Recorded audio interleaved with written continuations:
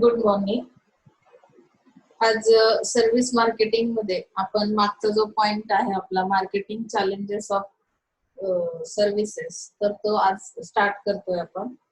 तर तत्पूर्वी आपण थोडासा फीडबॅक बघूया मागचा कसा आहे. सर्व्हिसेस म्हणजे काय, सर्व्हिस मार्केटिंग म्हणजे काय, सर्व्हिसेस चे जे फीचर्स आपण पाहिले, they are intangible, they are inseparable, they are variable. तर हे फीचर्स आपल्यासाठी चॅलेंजिंग कसे असू शकतात. आपण सर्व्हिस मार्केटिंग ट्रायंगल सुद्धा स्टडी केलेला आहे. त्याच्यामध्ये एक्सटर्नल फॅक्टर्स कुठले आहेत, कंपनी कशा पद्धतीने तिचे कुठल्या पद्धतीचे प्रॉमिसेस मार्केटमध्ये कंपनीच्या थ्रू दिले जातात, किंवा मग बाकीचे जे फॅक्टर्स त्या ट्रायंगल मध्ये आहेत त्यांचा रोल कसा असणार आहे. जसं की फॉर एक्झाम्पल सर्व्हिस प्रोव्हायडरचा रोल काय असेल, कस्टमरचा रोल काय असेल, कस्टमर एक्सपेक्टेशन्स काय असतील.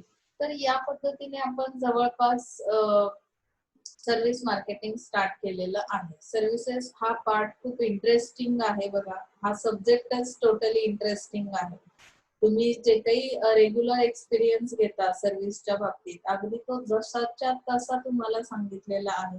तुम्हाला त्यामध्ये इंटरेस्ट येण्यासारख्या भरपूर सारे फॅक्टर्स त्यांनी इथे दिलेले आहेत, की माझ्यासाठी चॅलेंजिंग कुठली गोष्ट असेल जर मी सर्व्हिस प्रोव्हायडर असेल तर मग हे सगळं आपल्याला जेव्हा आपण लर्न करतो, जे काही माझे लेक्चर्स मी तुम्हाला देते, तर त्यामध्ये आणखी तुमच्याही काही आयडियाज असतील, काही तुमचे एक्सपिरियन्स असतील, ते सुद्धा तुम्ही पेपर लिहिताना सुद्धा एक्सप्लेन केले तरी सुद्धा चालणार आहे. माझ्याकडे जेवढा टाइम पिरियड आहे त्यामध्ये मला जेवढं शक्य आहे 100% मी तुम्हाला देण्याचा प्रयत्न करेन.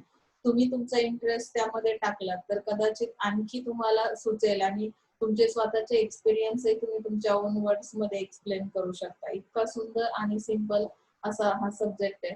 तर आपण इंटेन्जिबिलिटी हा जो पार्ट आहे तो मागच्या लेक्चरला मी तुम्हाला एक्सप्लेन केलाय, की इंटेन्जिबल असल्यामुळे आपण त्या सर्व्हिसेसला टच करू शकत नाही, किंवा स्मेल घेऊ शकत नाही, किंवा त्याची टेस्ट आपण समजत नाही त्या सर्व्हिसेसची. जसं की आपण प्रोडक्टच्या बाबतीत हे सगळं करू शकतो.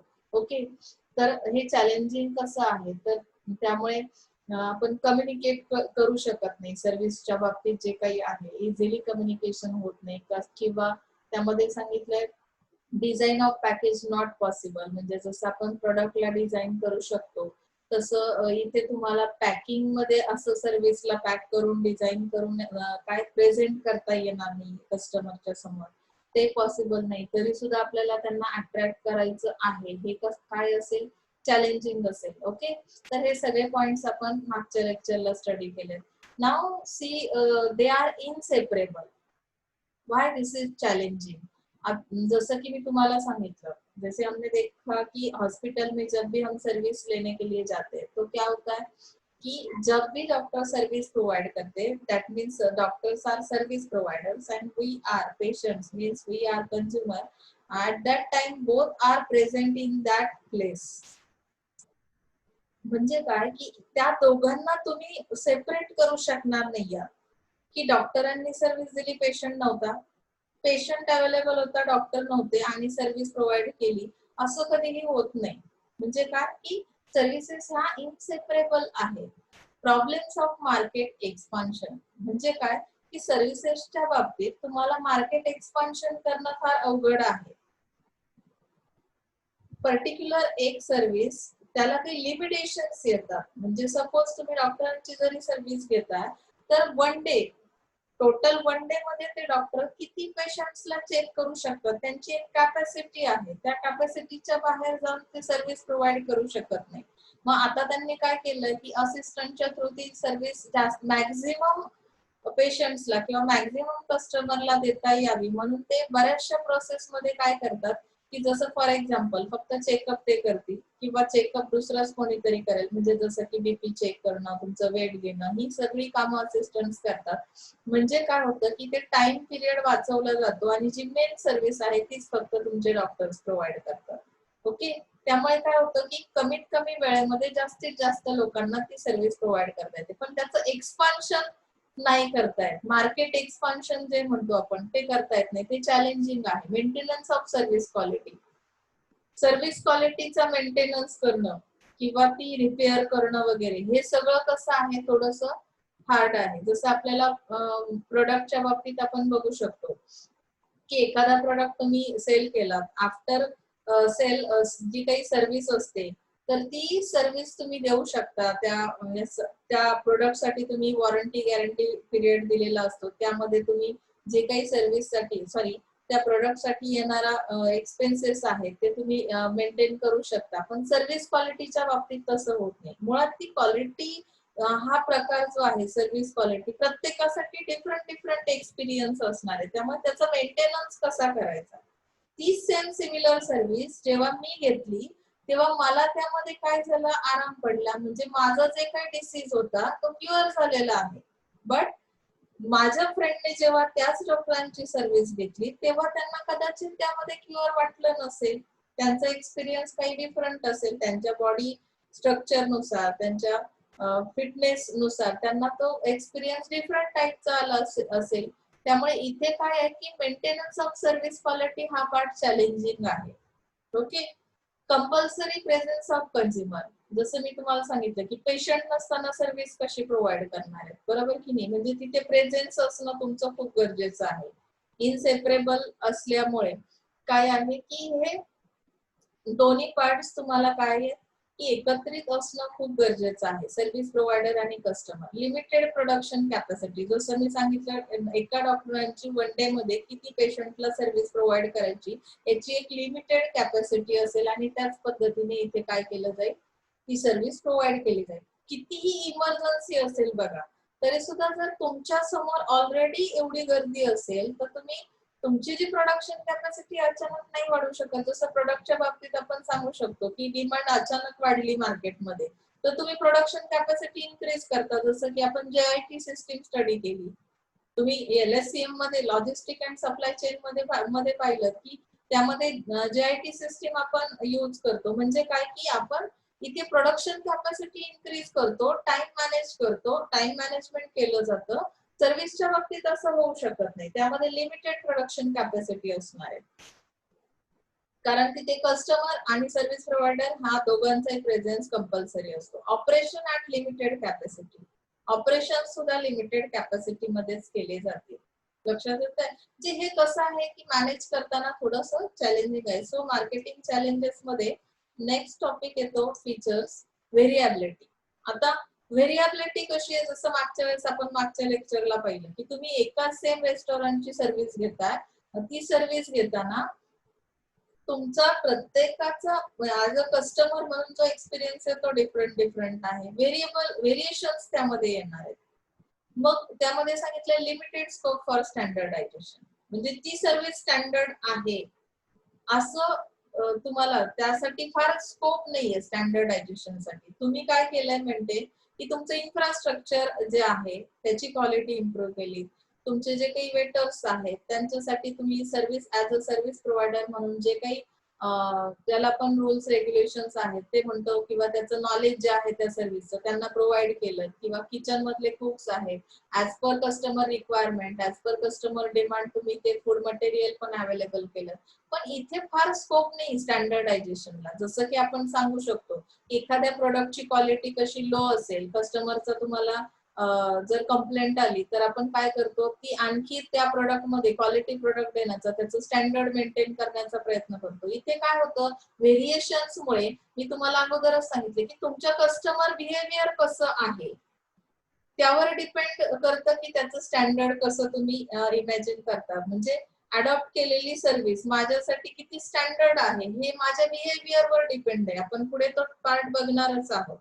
त्यामुळे यामध्ये व्हेरिएशन्स आहेत. लक्षात येत आहे. सेम सिमिलर सर्व्हिस घेतलेले 10 कस्टमर आहेत, मी त्यांचा फीडबॅक फॉर्म भरून घेतला. जैसे कि आप लोग हो, अभी जितने मार्केटिंग के स्टूडेंट है, मार्केटिंग के स्टूडेंट का अगर फीडबैक फिलअप किया तो हर एक की सर्विस किस तरह की है। यानी कि अगर मेरा एग्जांपल लो कि आपको मार्केटिंग का, सर्विस मार्केटिंग का जो टॉपिक है वो कितना समझता है, यानी कि मैडम का लेक्चर कैसा है, LSCM का लेक्चर मैडम का कैसा है, कंपैरिजन किया, या ओनली सर्विस मार्केटिंग का ही एग्जांपल लो तो हर एक का व्यू अलग है, हर एक कि जो बिहेवियर है वो अलग है, हर एक का अंडरस्टैंडिंग पावर डिफरेंट है, तो फीडबैक डिफरेंट डिफरेंट आने वाला है। तो यहाँ पे बहुत लिमिटेड स्कोप रहेगा स्टैंडर्डाइजेशन के लिए, समझे ना। कोई 10 स्टूडेंट्स ऐसे हैं कि वो फुल्ली सेटिस्फाइड है, बाकी के 10 स्टूडेंट्स कहेंगे समजता है लेकिन थोडा थोडा नाही समजता है. म्हणजे काय झालं इथे की ती स्टँडर्डायझेशन मेंटेन करणं खूप अवघड आहे, कारण याच्यामध्ये येणारा जो कस्टमर आहे त्याच्या बिहेवियर मध्ये व्हेरिएशन्स आहेत, त्याच्या अंडरस्टँडिंग पॉवर मध्ये व्हेरिएशन्स आहेत. कोणाला एसी मध्ये बसल्यानंतर कम्फर्ट फील होतं, कोणाला एसी मध्ये बसल्यानंतर ती सर्व्हिस तुम्ही जरी दिलीत, एसी रूम, एसी सगळ्या गोष्टी प्रोव्हाइड केल्यात सर्व्हिस मध्ये तुम्ही स्टँडर्ड मेंटेन करण्यासाठी, पण प्रत्येकाचं बॉडी स्ट्रक्चर कसं आहे, त्याला ती सर्व्हिस कशी वाटली, त्याचा एक्सपिरियन्स कसा होता, यामध्ये व्हेरिएशन्स आहेत. Not possible to communicate what customers are going to receive. म्हणजे तुम्हाला इथे कम्युनिकेशन करणंही हार्ड आहे व्हेरिएशन्स असल्यामुळे, की कस्टमरला कशा पद्धतीने म्हणजे ती रिसीव कशी केली, त्यांना कसा एक्सपिरियन्स आला हे पण सांगणं खूप कठीण आहे. Quality can be determine only after the service is consume. जोपर्यंत तुम्ही ती सर्व्हिसचं कन्झम्पशन करत नाही आहात, सेल्फ एक्सपिरियन्स घेत नाही आहात, तोपर्यंत क्वालिटी तुम्ही डिटरमाइन करू शकत नाही. कारण काय, मी जसं सांगितलं की तुम्ही ट्रॅव्हल अँड टुरिझम सेक्टरची सर्व्हिस घेतली, तुम्ही एखाद्या प्लेसला जाऊन आलात, पण ती प्लेस तुमच्यासाठी किती एन्जॉयफुल होती किंवा तुम्ही किती एन्जॉय केला, तुमचा एक्सपिरियन्स कसा होता, हा जरी तुम्ही तुमच्या फ्रेंडला सांगितला, पण तरी सुद्धा तो ती क्वालिटी त्याला समजणार नाही जोपर्यंत तो कन्झम्पशन करणार नाही, त्या प्लेसला जाऊन येणार नाही, ती सर्व्हिस घेणार नाही. ओके, त्यामुळे हे हार्ड आहे. जसं प्रोडक्टच्या बाबतीत आपण काय करू शकतो की तुम्हाला कुठल्या फ्लेवरचा आईस्क्रीम आवडतं ते तुम्ही खाल्लं तर तुम्ही एक्झॅक्टली ते क्वालिटी सांगू शकता, क्वालिटी प्रोडक्ट आहे हा. म्हणजे तुम्हाला कन्झम्पशन न करताही तुम्ही एखाद्या बरोबर जर एक्सपिरियन्स शेअर केला की कुठलाही त्रासदायक नाही, हार्मफुल त्याच्यामध्ये कंटेंट्स नाहीयेत, म्हणजे इथे फिजिकल इव्हिडन्स आहेत तुमच्याकडे देण्यासाठी. सर्व्हिस मध्ये असं असणार नाही, व्हेरिएशन्स येतील, बरोबर. त्याच प्लेसला तुमचे फ्रेंड्स जाऊन आल्यानंतर त्यांचा एक्सपिरियन्स त्यावेळेचा कदाचित डिफरंट असेल, आणि त्यामुळे इथे क्वालिटी मेंटेन करणं, क्वालिटी डिटरमाइन करणं खूप अवघड आहे कन्झम्पशन होईपर्यंत. पेरिशॅबिलिटी मीन्स व्हॉट? पेरिशॅबिलिटी म्हणजे नक्की काय आहे? पेरिशेबल होना यानी कि वो जो भी सर्विस है वो हम स्टोर नहीं कर सकते, इसमें आसानी से स्टोरिंग नहीं होता है, क्योंकि storage of service is not possible and sales volume continuously in relation to the capacity. यानी कि यहाँ पे जिस तरह की कैपेसिटी है उसी तरह से वो कंटिन्यूअसली रिसाइकल होती जाएगी आपकी सर्विस, सेल्स वॉल्यूम उसी तरह से होगा. जैसे कि हमने डॉक्टर का एग्जाम्पल देखा कि डॉक्टर की कैपेसिटी कितनी है उस तरह से सेल्स वॉल्यूम रहेगा, उसी तरह से वो सर्विस प्रोवाइड की जाएगी. Time pressure in sales, perishable है तो यहाँ पे टाइम प्रेशर तो रहेगा ही. म्हणजे काय की ती संपणारी आहे, तिला वेळेचं बंधन आहे. यहाँ पे टाइम मैनेजमेंट करना बहुत जरूरी है सेलिंग के वक्त. जब भी हम सर्विस प्रोवाइड करते हैं तो सर्विस के लिए हमने मैक्सिमम और मिनिमम टाइम पीरियड रखा है, उसी हिसाब से हमें वो सर्विसेज प्रोवाइड करने, अदरवाइज कस्टमर सेटिस्फेक्शन नहीं मिल सकता. Is that clear? ये चैलेंजिंग फैक्टर है. कभी कभी बहुत बार ऐसा होता है कि हमारा टाइम मैनेजमेंट तो परफेक्ट है, लेकिन अदर फैक्टर्स जो इम्पैक्ट करते हैं उस सर्विस के ऊपर, तो एनवायरमेंटल फैक्टर्स, पर्सनल फैक्टर्स, कभी कभी हमारी तबीयत खराब हो गई. अभी डॉक्टर तो बहुत सर्जन है, एक्सपर्ट है, हार्ट स्पेशलिस्ट है, एक आध दूसरा हार्ट का पेशेंट का, शायद ऐसा भी हो सकता है कि उस वक्त यानी उस टाइम पीरियड को हम अगर देखते हैं तो उसी वक्त उस पेशेंट को बहुत जरूरत है उस सर्जन की, लेकिन अगर पर्सनल कुछ फैक्टर के इम्पैक्ट कर रहा है, यानी कि उनकी पर्सनल कुछ प्रॉब्लम से, यानी उनकी खुद की तबीयत खराब हो गई, तो शायद अगर उन्होंने वो टाइम पीरियड मैच नहीं किया तो पेशेंट की जान भी जा सकती है. Is that clear? यानी कि यहाँ पे टाइम प्रेशर है सेलिंग के वक्त. आपने एक ड्रेस मंगवाया, यानी कि कोई प्रोग्राम के लिए, फंक्शन के लिए आपने ऑनलाइन शॉपिंग की, ऑनलाइन ऑर्डर किया, लेकिन एनवायरनमेंट खराब होने की वजह से, अगर बारिश हो रही, बारिश का मौसम है, इस हालात में अगर वो सर्विस आप तक आने में 2 दिन डिले हो गए, आपका इवेंट तो हो गया ना, उसके बाद अगर वो डिलीवरी मिलती तो कस्टमर सेटिस्फेक्शन नहीं होगा, तो यहाँ पे टाइम प्रेशर बहुत बढ़िया है। Okay, because it is a perishable. No ownership, जैसे मैंने बताया कि 1 नाइट के लिए रूम बुक की, आफ्टर 1 नाइट वो ओनरशिप वापस किसके हाथ में गई, सर्विस प्रोवाइडर के हाथ में गई। यानी कि आप ओनर नहीं रहे, ओनली उस टाइम पीरियड के लिए आपके हाथ में सर्विस थी तो आप उसके ओनर थे। Noting remains after consumption and very less time to the consumer to evaluate the product and high consumer dissonance. Is that clear? Okay. Next topic है हमारा role of service sector in modern Indian economy.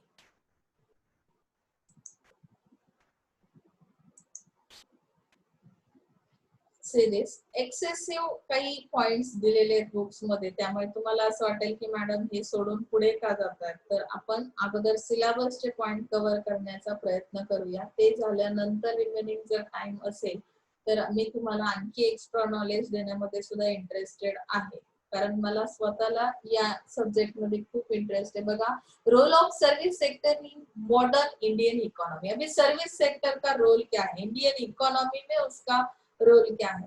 जैसे कि हम लोग देखते हैं ना, economy पे बहुत सारे फैक्टर्स इम्पैक्ट करते हैं जिसकी वजह से हमारी इकोनॉमी स्ट्रांग भी हो सकती है या वीक भी हो सकती है. तो अभी सर्विस सेक्टर किस तरह से काम कर रहा है. The current situation in India is that the growth rate of services has overtaken both agriculture end industry end is now more than 50% of GDP.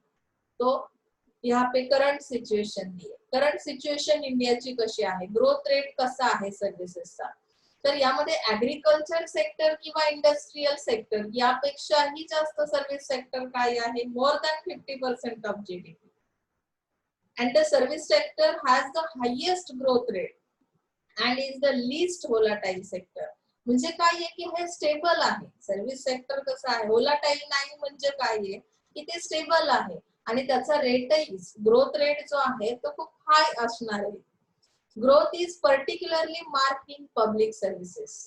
ही जी ग्रोथ सर्व्हिस सेक्टरची झालेली आहे, तर त्यांनी सांगितलं की पर्टिक्युलर एक सर्व्हिसेस सांगितल्या, पब्लिक सर्व्हिसेस ज्या आहेत त्याचा इंडियन इकॉनॉमीवर जास्त इम्पॅक्ट होतो. त्या जास्त पॉप्युलर, जास्त फेमस किंवा जास्त सेल होणाऱ्या सर्व्हिसेस आहेत पब्लिक सर्व्हिसेस. त्यानंतर सांगितलं IT and financial services. In some areas the growth rate of service sector is 40 to up to 50% due to increase use of mobile technology. तर मोबाईल सर्व्हिसेस घेणारे किती persons आहेत, म्हणजे त्याचा ग्रोथ रेट त्यांनी दिला की 40 up to 50% पर्यंत तो ग्रोथ रेट आहे. त्यानंतर आणखी दुसरी एक टर्म त्यांनी सांगितली, the long term growth perspective of the Indian economy is positive due to its young population. इंडियामध्ये इंडियाची जी खासियत आहे ती काय आहे, तर इथे यंग पॉप्युलेशन जास्त आहे, त्यामुळे जे काही सर्व्हिस सेक्टर आहे ते कसं आहे, त्याचा ग्रोथ रेट हाय असणार आहे किंवा त्याचा पॉझिटिव्ह इम्पॅक्ट इंडियन इकॉनॉमीवर होणार आहे. Is that clear. Corresponding low dependency ratio, healthy savings and investment rates and increasing integration into the global economy. आता इथे त्यांनी पुन्हा इंटिग्रेशन हा पार्ट आपण बघतोय. Increasing integration into the global economy म्हणजे काय, तर आपली जी इंडिया आहे, तर आपला जो काही प्रोडक्ट आहे, आपले जे काही सर्व्हिसेस आहेत, आता मोस्ट ऑफ देम आपण सर्व्हिस सेक्टर स्टडी करतोय, तर त्या रिलेटेडच पाहूया की आपल्या सर्व्हिसेस ह्या बाहेरच्या कंट्रीज मध्येही जातात. तर अशा केसमध्ये ग्लोबल इकॉनॉमीशी आपलं इंटिग्रेशन झालंय आणि त्याचा इंडियन इकॉनॉमीवर पॉझिटिव्ह इम्पॅक्ट होताना दिसतोय. Is that clear. त्यानंतर नेक्स्ट थिंग सांगितली त्यांनी, India has the one of the fastest growing sector in the world with annual growth rate of about 9% since 2001. म्हणजे इथे ग्रोथ रेट जो त्यांनी 2001 चा सांगितलाय की हे जे सेक्टर आहे तर अॅन्युअल ग्रोथ रेट त्याचा किती होता, अबाव 9%. म्हणजे जो काही तुमचा अदर याच्यामध्ये रेट आहे, ग्रोथ रेट अदर सेक्टर्स जे आहेत त्यापेक्षा जास्त 9% ने होता 2001 ला, विच कॉन्ट्रीब्युटेड टू 57% ऑफ जीडीपी इन 2012 to 13. म्हणजे इथे कॉन्ट्रीब्युशन किती झालं सर्व्हिस सेक्टरचं जीडीपी मध्ये, तर त्यांनी तेही मेन्शन केलं की 57% त्यांचं कॉन्ट्रीब्युशन होतं. India has become a major exporter of IT services. म्हणजे मोस्ट ऑफ देम आपलं सर्व्हिस सेक्टर मधल्या ज्या काही सर्व्हिसेस आहेत, पब्लिक सर्व्हिसेस आहेत, त्यामध्ये IT सर्व्हिसेस ह्या काय केल्या जातात, जास्त मोठ्या प्रमाणात एक्सपोर्ट केल्या जातात. It is also the fastest growing part of the economy. म्हणजे हा जो सर्व्हिस सेक्टरचा पार्ट आहे, हा सध्या तरी खूप फास्ट ग्रोइंग त्याची होते किंवा त्याची वाढ होते असं आपल्या लक्षात येते, कारण की आपला बेस काय आहे, यंग पॉप्युलेशन आपल्याकडे आहे. The IT industry continues to be the largest private sector employer in India. म्हणजे आता आपल्याकडे जे प्रायव्हेट सेक्टरचं प्रमाण वाढत आहे किंवा एम्प्लॉयमेंट मिळतोय तुम्हाला, तर IT इंडस्ट्रीमुळे हे सगळं पॉसिबल झालंय. त्यांनी ते प्रायव्हेट सेक्टर सुरू केले. India is also the fourth largest startup hub in the world with over 3,100 technology startups in 2014 up to 15. म्हणजे त्यांची जी टेक्नॉलॉजी आहे, जसं आपण बघतोय की हा लार्जेस्ट स्टार्टअप हब आहे आयटीचा, तर त्यांची जी टेक्नॉलॉजी ती किती जास्त प्रमाणामध्ये स्टार्टअप त्यांनी केलेलं आहे किंवा टेक्नॉलॉजी मध्ये जे काही चेंजेस येत आहेत ते कशा पद्धतीने आहेत त्याचं सुद्धा त्यांनी इथे काय केलेलं आहे, मेन्शन केलेलं आहे. म्हणजे जीडीपीवर त्याचा कशा पद्धतीने इम्पॅक्ट होतोय, आपली जी काही ग्रोथ आहे त्यावर कशा पद्धतीने इम्पॅक्ट होतो, ग्लोबल इकॉनॉमी साठी आपण इंटिग्रेशन कसं केलेलं आहे, या सगळ्या गोष्टींमुळे काय झालं की सर्व्हिस सेक्टर हे पॉझिटिव्ह आपल्याला दिसते. त्यामुळे आपली इंडियन इकॉनॉमी काय होते, डेव्हलप होते. लक्षात येते. It hasn't followed traditional growth models in that it has skipped the manufacturing stage and has jumped straight from the agricultural stage to services. ऍग्रिकल्चरच्या पण काही सर्व्हिसेस ते प्रोव्हाइड करतात, ज्यामुळे काय झालं की आपले जे काही प्रोडक्शन आहे ते खूप जास्त प्रमाणात, मुळातच आपला ऍग्रिकल्चरल बेस आहे इंडियाचा, आणि त्यामध्ये तुम्हाला ह्या सर्व्हिसेस खूप फास्ट मिळतात. म्हणजे मॅन्युफॅक्चरिंग स्टेज पर्यंत जाण्याच्या अगोदरच तुम्हाला काय होतं की ऍग्रिकल्चरल साठी ज्या काही सर्व्हिसेस आहेत त्या प्रोव्हाइड केल्या जातात. Growth in the service sector will support growth in the agricultural and industrial sector also. म्हणजे ऍग्रिकल्चरल सेक्टरला ची ग्रोथ होण्यामागे ही कुठलं सर्व्हिस सेक्टर रिस्पॉन्सिबल आहे, किंवा इंडस्ट्रियल सेक्टर सुद्धा कशामुळे पुढे येते, तर त्यामध्ये ज्या सर्व्हिसेस आहेत त्या कशा पद्धतीने दिल्या जातात, फास्टली दिल्या जातात. आता कुठली सर्व्हिस असेल त्यामध्ये इंडस्ट्री रिलेटेड सुद्धा. आज India's population grows, so too does the number of dependents in the lower and higher age groups. म्हणजे इंडियाची जी काही पॉप्युलेशन आहे त्यामध्ये यंग पॉप्युलेशन तर आहेच, पण most of them other persons are also involve in that services. And for economy to grow it has to invest. आता growing झाल्यामुळे काय झालं, इकॉनॉमीची ग्रोथ आहे, तर यामध्ये इन्व्हेस्टमेंट करायला खूप लोकांनी सुरुवात केली सर्व्हिस सेक्टर मध्ये. Currently the public sector invest more than it saves. So in the next 2 decades it will be important for India to absorb the growing labor force. म्हणजे त्यांनी काय केलं की लेबर फोर्सची डिमांड वाढते इथे. ग्रोविंग म्हणजे लेबर फोर्स साठी जे काही त्यामध्ये वाढ होत जाते, इन्क्रीज होत चाललंय. And if the service sector is to play an important role, India is in strong position to do. जे त्यामुळे आपल्याकडे जी डिमांड आहे, लेबर फोर्सची डिमांड आहे ती वाढते आणि त्यामुळे तुम्हाला एम्प्लॉयमेंट अवेलेबल होतो. त्याचा इम्पॅक्ट हा काय झाला की तुमच्या इकॉनॉमीवर, इंडियन इकॉनॉमीवर झालेला आहे. आणखी तुम्ही बरेच फॅक्टर्स, तुमचा जो काही एक्सपिरियन्स आहे, तुमचं जे वाचन असेल, तुम्ही आणखी न्यू काही तुमच्या माहितीतल्या गोष्टी यामध्ये ऍड करू शकता. हा पार्ट खूप फास्ट आहे. आतापर्यंत मी जे काही सांगितलं तेच तुम्ही आणखी तुमच्या भाषेमध्ये, शब्दामध्ये काय करू शकता, इझिली लिहू शकता सर्व्हिस सेक्टरच्या बाबतीत. ओके. आता distinction between goods and services हा पार्ट आहे. कशा पद्धतीने आपण तो फरक समजून घेणार आहोत. डिफरन्स किस तरह का है. Goods are tangible, services are intangible. Uniform output, variable output. जैसे कि यहाँ पे आउटपुट एक ही आता है. गुड अगर मैंने परचेज किया तो गुड का कंजप्शन किस तरह से करना है वो हर एक कस्टमर के लिए सेम सिमिलर रहेगा. लेकिन सर्विसेज जो हम लेते तो उसका एक्सपीरियंस डिफरेंट डिफरेंट है. So it is called a variable output. A thing, good means a thing or object, and services are a process. Ownership possible. Goods में क्या है कि एक बार परचेस किया तो ओनरशिप तो कस्टमर के हाथ में आ गई। यहाँ पे ओनरशिप नॉट पॉसिबल, जैसे मैंने अभी अभी आपको बताया कि सर्विसेज की ओनरशिप पॉसिबल नहीं है। किसी भी एक बस की सर्विस ले रहे हैं, बस का टिकट निकाला, बस हमारा स्टॉप आ गया, हम उतर गए, हमारी ओनरशिप वहां पे कंप्लीट हो गई। ओके, स्टॉक और can have as an inventory, या इस प्रोडक्ट को हम इन्वेंटरी में भी रख सकते हैं, एक बार प्रोडक्शन करने के बाद स्टॉक मटेरियल अवेलेबल कर सकते हैं, but it can not be stock end not store in inventory. It is a perishable, because of what? It is a perishable. Mass distribution is possible, यहाँ पे जैसे मैंने आपको बताया कि गुड्स को हम जितना भी, मतलब कि प्रोडक्शन कैपेसिटी बहुत ज्यादा होने की वजह से हम लोग क्या कर सकते हैं, मास डिस्ट्रीब्यूशन कर सकते हैं, बट यहाँ पे लिमिटेशन किसमें है? फिर सर्विस में। Mass distribution is not possible because why? जैसे मैंने आपको अभी डॉक्टर का एग्जांपल दिया, उनकी जितनी कैपेसिटी है उस कैपेसिटी के हिसाब से क्या किया जाएगा, डिस्ट्रीब्यूशन किया जाएगा सर्विस का। ओके, कस्टमर इन्वॉल्वमेंट आइदर हाई और लो। गुड्स में क्या है कि इन्वॉल्वमेंट आपकी किस तरह की है, हाई भी हो सकती है, लो भी हो सकती है। कस्टमर इन्वॉल्वमेंट इज जनरली हाई। जब भी हम सर्विस लेते हैं ना, तो यहाँ पे उन्होंने बताया कि सर्विस में हर एक कस्टमर की इन्वॉल्वमेंट हाई ही रहेगी, गुड्स में उस तरह से नहीं है। अभी हमें किस चीज की जरूरत है, जैसे कि सॉल्ट हर एक मतलब किचन में भी जितने भी हम मेन्यूज बनाते, क्या वस्तू तुम्ही खाताय, जेवण करताय, बनवताय, त्या सगळ्यांमध्ये मीठ असणं खूप गरजेचं आहे, म्हणजे ही डेली नीड आहे तुमची, ती भागवण्यासाठी मग तुम्ही कुठल्याही ब्रँडचं सॉल्ट अवेलेबल करू शकता, बरोबर? जे फार हेल्थ कॉन्शियस काही लोक असतील तर तेच फक्त आयोडीन युक्त वगैरे याचा विचार करतात, नाहीतर मोस्ट ऑफ देम इथे म्हणजे काय झालं, कधी कधी तुमची इन्व्हॉल्वमेंट हाय पण असते, काही कस्टमरची लो पण असते, बरोबर?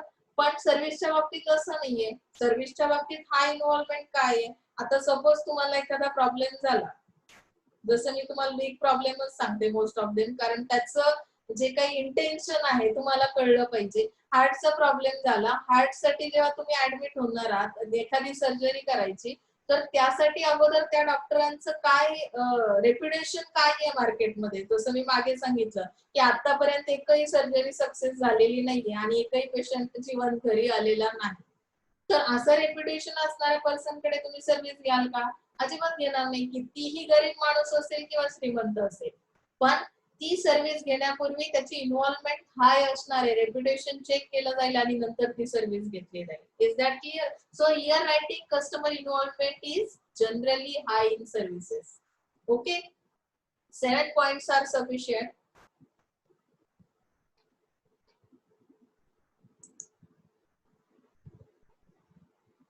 Next point is CV. This is very very important and very interesting part. आता CV स्टडी करता म्हणजे इथे तुम्हाला प्रत्येकाला स्वतः इंडिव्हिज्युअली तुम्ही विचार करा की कस्टमर बिहेवियर, कस्टमर आपणही आहोत, आपलं बिहेवियर कशा टाईपचं आहे, कस्टमर बिहेवियर स्टडी करताना आपण प्रत्येक वेळी स्वतःलाही कम्पेअर करून बघायचं आहे की जेव्हा मी मार्केटमध्ये असतो किंवा मी जेव्हा सर्व्हिसेस घेतो तेव्हा माझं बिहेवियर कसं आहे, मी त्याला कसा रिस्पॉन्स देतो, माझी इन्व्हॉल्वमेंट कशी असते।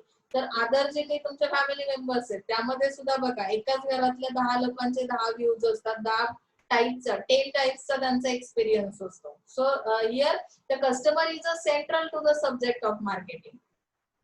कस्टमर हा सेंटर पॉइंट आहे की तुम्ही जे काही सर्व्हिस मार्केटिंग करताय यामध्ये तुम्ही ज्या काही ऍक्टिव्हिटीज करणार आहात, ज्या काही प्रोसेसेस, त्यामध्ये प्रोसेसचा जो भाग असेल, पार्ट असेल, तो सगळ्याच्या सगळ्या कोणाशी रिलेटेड असेल, तर तो कस्टमरशी रिलेटेड असेल, म्हणून कस्टमर हा सेंट्रल सब्जेक्ट आहे मार्केटिंगचा। As we have already seen in the case of services, the customer is even more intimately involved with the marketing process. The aim of this chapter is to understand this consumer behavior under different circumstances.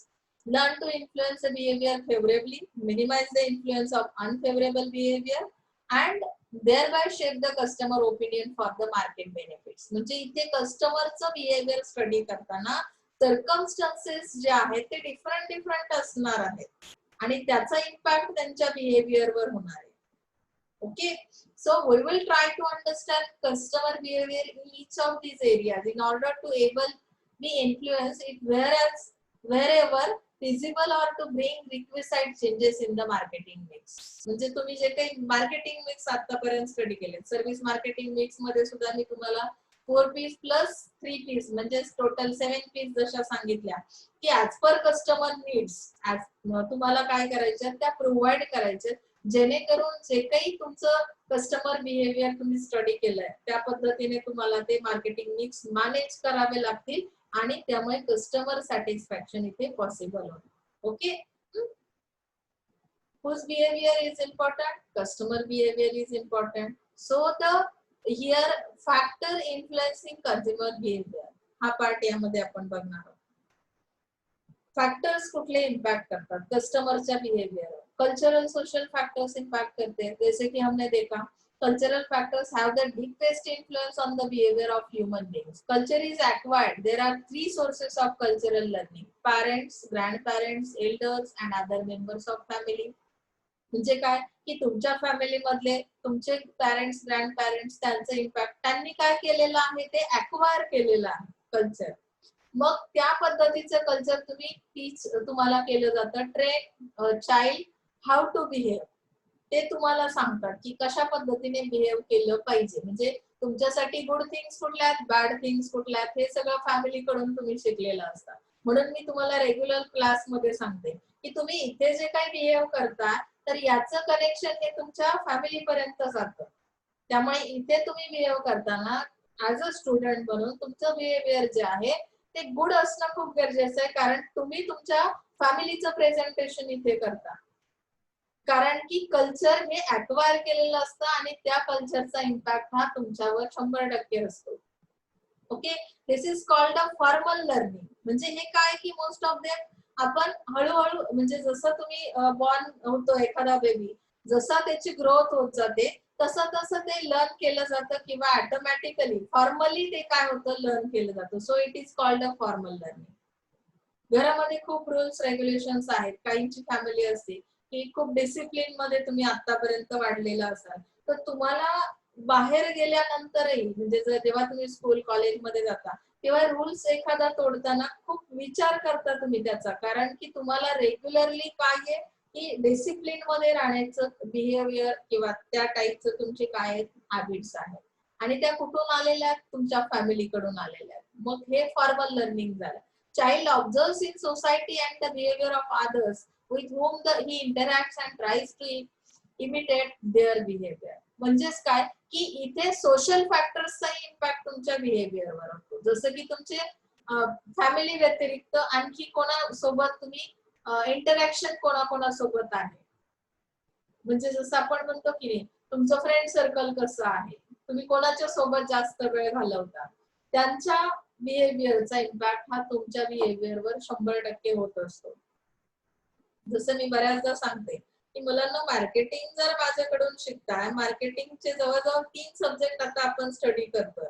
मार्केटिंगचा interview जेव्हा तुम्ही job साठी जाल आणि एखादा question विचारला, साधं एक कॉमन क्वेश्चन असतं मार्केटिंगचं 7 पीस सांगा किंवा मार्केटिंग मिक्स म्हणजे काय आहे किंवा प्रोडक्ट लाईफ सायकल कशी असते, हे ज्या विद्यार्थ्याला मार्केटिंगच्या माहिती नाही तेव्हा त्याला हा क्वेश्चन 100% विचारला जाऊ शकतो की कुठल्या टीचरकडे शिकलास. हे मी तुम्हाला रेग्युलर एक्झाम्पल सांगते. म्हणजेच काय की तुमचं इंटरॅक्शन मार्केटिंग हा सब्जेक्ट जेव्हा येतो त्याचं नॉलेज ज्या पर्सन कडून ज्या टीचर कडून तुम्ही घेतलंय त्याचं नाव 100% तिथं विचारलं जातं, कारण की तो रिस्पॉन्सिबल असतो त्या गोष्टीसाठी. म्हणजे तुम्ही काय करता इथे आमचं प्रेझेंटेशन तिथे करणार आहात. म्हणून प्रत्येक वेळी सांगते की लेक्चर रिपीट अगेन पास जायचे. जी कन्सेप्ट नाही समजणार आहे ती पुन्हा पुन्हा विचारा. ओके, म्हणजे सोशल फॅक्टर्स, कल्चरल फॅक्टर्स याचा इम्पॅक्ट होतो. It is based on income. Society can be divided into 9 groups. सोसायटीचे पुन्हा डिवायडेशन केलेलं आहे बघा. As per your it is based on income. मग आता अप्पर क्लास आहे, अप्पर मिडल क्लास आहे, खूप साऱ्या पद्धतीने त्यांनी बघा. आपल्याला जनरली 3च क्लास माहिती आहेत की अप्पर क्लास, लोअर क्लास आणि मिडल क्लास. तर यामध्ये upper middle upper class, middle class, middle lower class अशा पद्धतीने, कारण की सगळ्यांना एकाच कॅटेगरीत टाकणं पॉसिबल नाही. जनरली आपण जेव्हा स्टडी करतो तेव्हा तीनच टाईपचे क्लास बघतो. इथे त्यांनी 9 पद्धतीने डिवायडेशन केले तुमच्या इन्कम नुसार. आता इथे फॅमिली हा पार्ट कसे इम्पॅक्ट करतो बघा. Family is a very close social group within which individuals interact regularly and members of family share values, habits, lifestyles and so on. तुमची जी काही लाईफस्टाईल आहे, तुमच्या ज्या काही व्हॅल्यूज आहेत, मोरल व्हॅल्यूज, हॅबिट्स ज्या आहेत, त्या कुठून येतात? तुमच्या फॅमिली मेंबर्स कडून येतात, कारण हा सगळ्यात पहिला सोशल ग्रुप तुमचा असणार आहे. रेफरन्स ग्रुप्स कुठले आहेत? तर रेफरन्स ग्रुप मध्ये एनी अदर पर्सन्स और एनी अदर ग्रुप्स, म्हणजे मग कुठलेही, आता तुम्ही ज्या फील्ड मध्ये काम करताय त्या फील्ड मधले तुमचे कलिग्स असतील, किंवा तुम्ही आता शाळेमध्ये येताय, कॉलेजमध्ये येताय, तुमचे जे काही फ्रेंड्स आहेत त्यांचा एखादा ग्रुप असेल, इथे फॅमिली मेंबर व्यतिरिक्त एनी अदर ग्रुप और any other person are involve in reference group. Okay, मग त्यांचं जे काही इम्पॅक्ट आहे तो तुमच्यावर कसा होतो, मग त्याच्यानुसार तुमच्या काय कुठल्या व्हॅल्यूज हे होतात, स्पेसिफिक व्हॅल्यूज तयार होतात तुमच्या काही. त्यानंतर तुमचं ऍटिट्यूड येतं, त्या ग्रुपचा इम्पॅक्ट तुमच्यावर कसा होतो की तुमचा ऍटिट्यूड तयार होतो. स्पेसिफिक गाईड फॉर बिहेवियर, म्हणजे तुम्हाला ते गायडन्स पण प्रोव्हाइड करतात, मग ते टीचर्स सुद्धा असू शकतात त्या पर्सन्स मध्ये, एनी अदर पर्सन्स मध्ये, की ज्यांच्याकडून तुम्ही काहीतरी घेता आणि त्याचा इम्पॅक्ट तुमच्या बिहेवियर वर होतो या रेफरन्स ग्रुपचा. Okay, personal and physical factors ते सुद्धा कस्टमर बिहेवियर वर इम्पॅक्ट करतात. Personal factors which include education. Education हे गरजेचं आहे असं आपल्याला सगळ्यांना लहानपणापासून माहिती आहे. त्याचं कारण काय? एज्युकेशन नाही घेतलं तर आपल्याला जगता येणार नाहीये का? येईल, पण आपलं जे बिहेवियर आहे, आपल्या ज्या काही व्हॅल्यूज आहेत त्या डिफाईन करता येत नाही. म्हणजे आपल्याला जर नॉलेजच नसेल तर कदाचित आपलं बिहेवियर काही डिफरंट असेल. पण एज्युकेटेड आणि अनएज्युकेटेड पर्सन मध्ये आपण काय सांगू शकतो? डिफरन्स सांगू शकतो, कारण त्याचा आपण बिहेवियर स्टडी करतो. ऑक्युपेशन तुमचं काय आहे, कुठून तुम्ही कशाशी संलग्नित आहात, ऑक्युपेशन काय आहे, कुठल्या फील्डशी तुम्ही कनेक्टेड आहात, इकॉनॉमिक पोझिशन तुमची कशी आहे, तुमचं स्टेटस कसं आहे, तुमची पर्सनॅलिटी कशी आहे, ते फिजिकल फॅक्टर्स सुद्धा इम्पॅक्ट करतात सीव्ही वर. सेल्फ कन्सेप्ट कशा आहेत, आपण म्हणतो की नाही कायम कॉन्फिडंट असलं पाहिजे, ओव्हर कॉन्फिडंट नाही, कॉन्फिडन्स हा असला पाहिजे. तुम्ही जे काही काम करताय त्यानुसार तुमचं बिहेवियर कसं आहे, सेल्फ कन्सेप्ट कशा आहेत. लो कॉन्फिडंट पर्सनॅलिटी असेल तर तुम्हाला तुमचं बिहेवियरही त्याच पद्धतीचं असणार आहे. तुम्ही कुठल्याच गोष्टी स्पष्ट आणि क्लिअर बोलणार नाही. तुमच्याकडे नॉलेज असेल तरी सुद्धा तुम्ही ते प्रेझेंट करू शकत नाही. त्याचं कारण काय की तुमचा कॉन्फिडन्स लो आहे, सेल्फ कन्सेप्ट, तुमची पर्सनॅलिटी त्या टाइपची बनेल. Okay, influence the behavior of an individual and physical factors such as age, sex, health, height, weight, beauty also have remarkable influence on an individual's behavior. आता height वेटचा काय impact होत असेल मला सांगा. Height weight मुळे काय होत असेल? जनरली कॉन्फिडन्स लेवल तुमच्या वाढतात बघा. अतिशय आपल्या रुटीन, आपली जी हाईट आहे त्याची जनरल साधारण हे काय आहे की 4 up to 5, म्हणजे तेवढ्या फीट तुम्ही असाल फूट, तर कदाचित तुम्ही जनरल पब्लिक म्हणून ओळखल्या जातात. त्यापेक्षा खूप लोअर लेवलची हाईट असेल तर बाहेर जाताना थोडंसं मनामध्ये न्यूनगंड तयार होतो, सेल्फ कॉन्फिडन्स कमी होतो आणि त्या टाईपचं तुमचं बिहेवियर होतं. ओके, स्टेटस मध्ये मोस्टली त्यांनी काय सांगितलंय की तुम्ही जे काही अचीव केलेलं आहे स्टेटस, आणि त्यामध्ये तुमची फॅमिली पोझिशन याचाही विचार केला जातो. आता फॅमिली पोझिशन कशी आहे, तुमचं क्रिमिनल बॅकग्राऊंड असेल तर स्टेटस तुमचं तसं तयार होणार आहे, त्याचा इम्पॅक्ट तुमच्या बिहेवियरवर 100% होणार आहे. फॅमिलीच्या बॅकग्राऊंडचा इम्पॅक्ट हा होतोच होतो. आपण किती अवॉइड केलं तरी सुद्धा तुम्हाला सोसायटीमध्ये फिरताना ते जाणवतं आणि त्यानुसार तुमचं सीव्ही म्हणजेच कस्टमर बिहेवियर असणार आहे.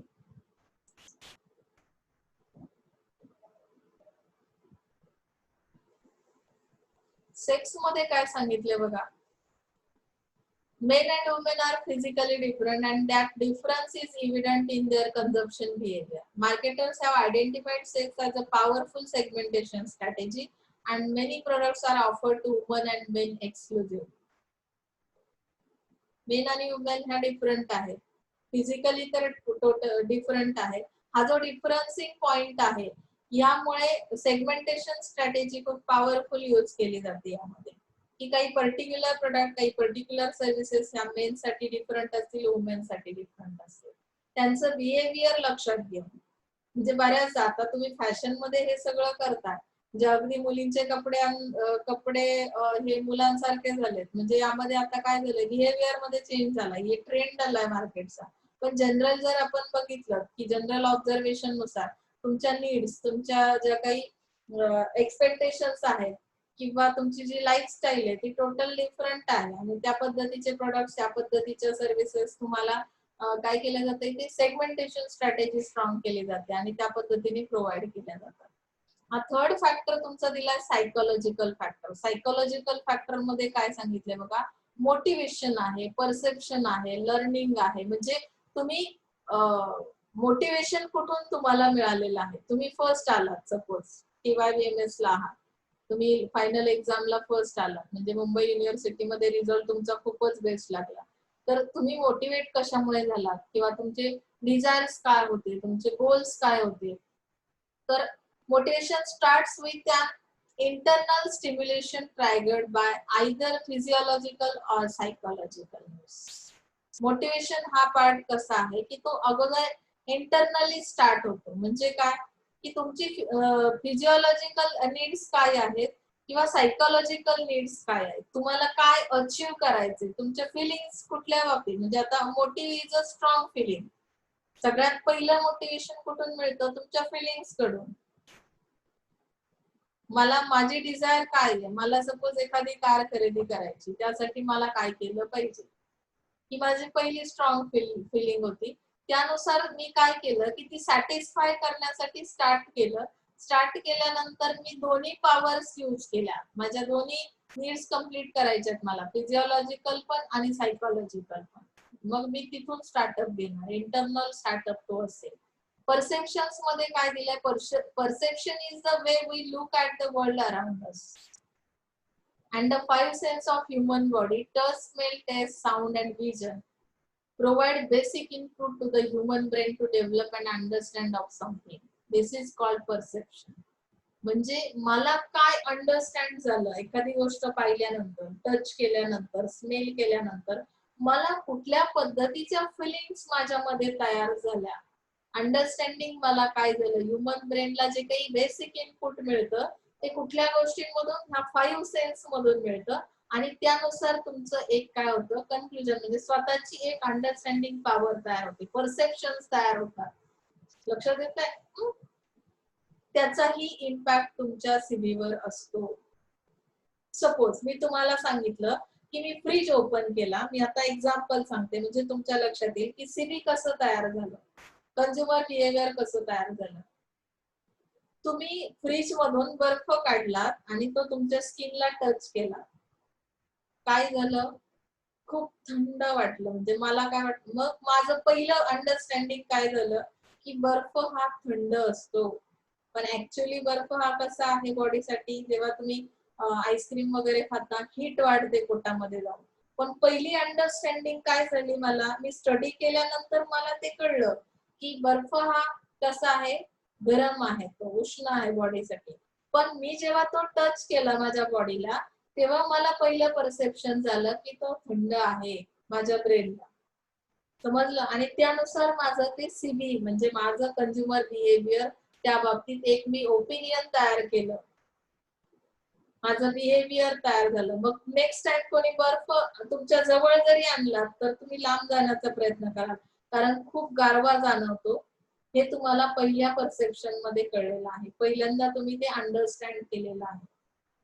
तुम्ही ग्रीन चिली म्हणजे हिरवी मिरची जी खाता, ती डायरेक्टली कधी खाल्लेली क्वचित काही माणसं आहेत त्यांना सहन होतं, एक्सेप्शनल केसेस प्रत्येक याच्यामध्ये. पण एखाद्याला तुम्ही ती खाताना जर पाहिलं तरी तुम्हाला भीती वाटते की काय त्रास होत असेल, कारण त्याची टेस्ट कशी ही तुम्ही बघितलेली, तुम्ही परसेप्शन्स मध्ये अंडरस्टँड झालेलं आहे की याची टेस्ट कशी आहे. किंवा एखादा कैरी खात असेल, कशा फिलिंग येतात, ऑटोमॅटिक तुमच्या तोंडातून पाणी यायला लागतं. चिंच खात असेल, चावून चावून खात असेल अगदी, त्याची त्याची टेस्ट कशी आहे, आंबट आहे, खूप आंबट आहे, म्हणजे जी मी सहनच करू शकत नाही. मी फर्स्ट टाइम जेव्हा ती खाऊन बघितली तेव्हा मला कळलं आणि त्यावरून माझं अंडरस्टँडिंग झालं आणि त्या पद्धतीचं बिहेवियर झालं. नेक्स्ट टाइम दुसऱ्यांना खाताना पाहिलं तरी सुद्धा तोंडात पाणी येतं. Is that clear? म्हणजे it is called a perception. Learning काय आहे बघा, learning is one of the important dimension of consumer behaviour.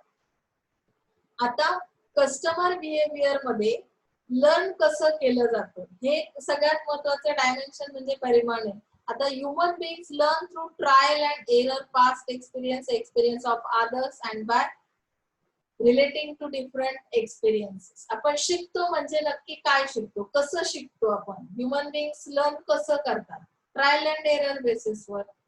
म्हणजे काय की ऑनलाईन जेव्हा आता तुम्ही फर्स्ट टाइम बसला तेव्हा बऱ्याच प्रॉब्लेम्सला तुम्हाला फेस करावं लागलं. कसं स्टार्ट करावं, काय, कुठे जावं, कुठल्या वेबसाईटला जावं, कसं मला सर्च करता येईल. मग त्यामध्ये ट्रायल केली तुम्ही, एरर्स आल्या, त्यातून तुम्हाला एक एक्सपिरियन्स मिळाला आणि त्या एक्सपिरियन्स मधून काहीतरी तुम्ही लर्न केलं आणि आता तुम्ही स्टेबल आहात, तुम्ही माझं लेक्चर ऐकताय. Is that clear? म्हणजे प्रत्येकाचा एक्सपिरियन्स हा डिफरंट असणार आहे. काही लोकांना फर्स्ट अटेम्प्ट मध्ये मीटिंग जॉईन करणं जमलं असेल, काही लोकांना त्यासाठी 10 ट्रायल द्याव्या लागल्या असतील.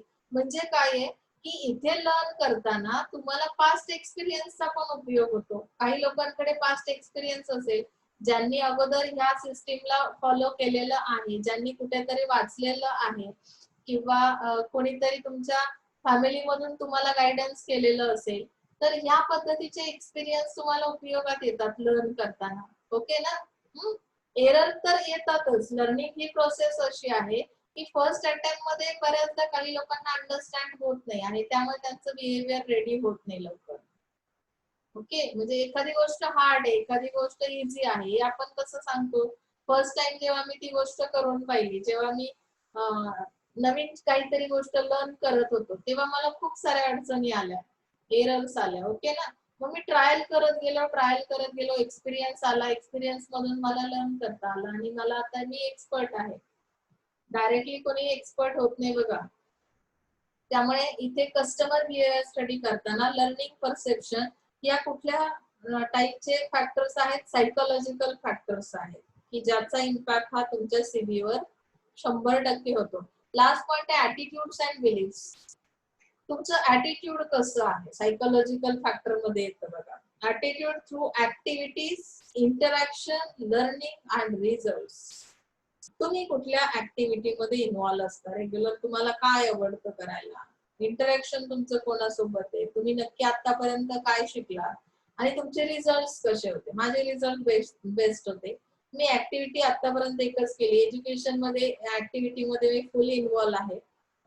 त्यानंतर माझं इंटरॅक्शन हे माझ्या फॅमिली मेंबर्स किंवा माझं जे अदर ग्रुपशी काही जे इंटरॅक्शन आहे, तो ग्रुपही एज्युकेटेड असल्यामुळे मला त्यांच्याकडूनही त्यांचे एक्सपिरियन्स शिकायला मिळतात, लर्न करतो मी आणि त्यामुळे माझे येणारे रिझल्ट्स हे कसे असतात, एज्युकेशनल रिझल्ट्स बेस्ट असतात. तर ऑटोमॅटिक तुमच्याकडे काय होतं, एक ऍटिट्यूड तयार होतो तुमचा. Beliefs is the descriptive part that a person holds about something. आता बिलीफ्स हे सहजासहजी येत नाहीत बघा. तो डिस्क्रिप्टिव्ह पार्ट आहे असं सांगितलंय. कारण काय, people tend to develop attitudes towards an object or idea, and it is nothing but developing a favorable or unfavorable opinion through evaluations, feelings and tendencies. त्यांनी सांगितलं की तुमचा ऍटिट्यूड कसा डेव्हलप होतो एखाद्या ऑब्जेक्ट बद्दल किंवा एखाद्या आयडिया बद्दल. म्हणजे आता सपोज कुठली एक आयडिया घ्या, म्हणजे तुम्ही लॉयर आहात असं जर मी सांगितलं, तर लॉयर ही जी काही आयडिया आहे, जे काही ऑब्जेक्ट आहे, ह्याच्याशी रिलेटेड तुमचं ऍटिट्यूड कसं तयार झालं, कारण त्यासोबत तुमचं इंटरॅक्शन कधीपासून होतं, तुम्ही काय लर्न केलं त्या रिलेटेड, त्या फील्ड रिलेटेड, तुमचे रिझल्ट कसे आले, तुम्ही काय ऍक्टिव्हिटी केली होती त्यासाठी, यानुसार तुम्ही त्याकडे बघता. तुमचा एक अँगल असतो. माझा पास्ट एक्सपिरियन्स काय सांगतोय बघा, मी जे काही लर्न केलंय लर्निंग मध्ये, तर पास्ट एक्सपिरियन्स असा आहे की आम्ही एक केस लॉयर कडे दिली आणि जेव्हा मला रिझल्ट अपेक्षित होते, माझी बाजू खरी होती, पण मला त्यांच्याकडून जे काही रिझल्ट अपेक्षित होते ते मिळाले नाहीत. कदाचित त्यांच्याकडे नॉलेज पुरेसं नव्हतं त्या केस रिलेटेड, किंवा त्यांना जी अपोजिट पार्टी आहे त्यांच्याकडून पैसे मिळाले होते. माझा पास्ट एक्सपिरियन्स अशा टाईपचं असेल, तर माझं ऍटिट्यूड, माझे बिलीफ कसे असतील, माझं सीबी कसं असेल त्या पर्टिक्युलर एका ऑब्जेक्ट रिलेटेड, चांगले असणार नाही. माझा पास्ट एक्सपिरियन्स बेस्ड नाहीये, माझे रिझल्ट बेस्ड आलेले नाहीये, तर मी बोलताना कधीही त्या फील्ड विषयी बोलताना निगेटिव्ह माझे ओपिनियन्स आहे. लक्षात येत आहे? नेक्स्ट आहे positioning a service in the marketplace. Now how to create a position in market. आता कंपनीज काय करतात? Positioning is a process that companies use in marketing to create an image in the mind of customer. कस्टमरच्या mind मध्ये जेव्हा तुम्हाला तुमचं service बद्दल एक पोझिशन क्रिएट करायची, इमेज क्रिएट करायची, त्यावेळी तुम्ही काय करता? With all of the media and the mass marketing we have in today's society, everyone is overpowered with advertising messages. खूप सारे मार्केटमध्ये ज्या काही कंपनीज आहेत त्या प्रत्येक जण आपापल्या प्रोडक्ट्स, आपापल्या सर्व्हिसेसचं काय करतात? ऍडव्हर्टायझिंग करतात. म्हणजे ओव्हर पॉवर झालेला आहे त्याचा. मग अशामध्ये माझी पोझिशन मला कशी टिकवता येईल? ऍज अ मार्केटर किंवा सर्व्हिस प्रोव्हायडर मला काय करायचंय की कस्टमरच्या माइंड मध्ये ती व्हॅल्यू क्रिएट झाली पाहिजे. जसं आता प्रोडक्टच्या बाबतीत आपण सांगू शकतो की टाटाचे प्रोडक्ट्स आहेत किंवा बाटाचे प्रोडक्ट्स आहेत, काही असे ब्रँड आहेत की जे पॉप्युलर आहेत, म्हणजे त्यामध्ये क्वालिटी आहेच अशी पोझिशन त्यांची मार्केटमध्ये. सर्व्हिसच्या बाबतीतही असं ऍडव्हर्टायझिंग केलं जातं. We have advertisement on the internet, television, stores, and even before a movie at the theater. With the correct positioning, a company can bring its product to the front of the consumer mind and make their product a standout brand. म्हणजे काय केलं जातं की इंटरनेटच्या through advertising केलं जातं, movie theatre मध्ये सुद्धा, अगदी तुम्हाला मधल्या ब्रेक मध्ये पण ऍडव्हर्टाइज दाखवतात. त्याच्या मागचं रिझन काय की त्यांना ती फ्रिक्वेन्सी द्यायची आहे, कस्टमरला कंटिन्युअसली काय करायचं? अवेअर करायचं आहे. यामध्ये मग त्यांनी पोझिशनिंग साठी काही स्ट्रॅटेजीज तुम्हाला दिलेल्या आहेत. See this strategies.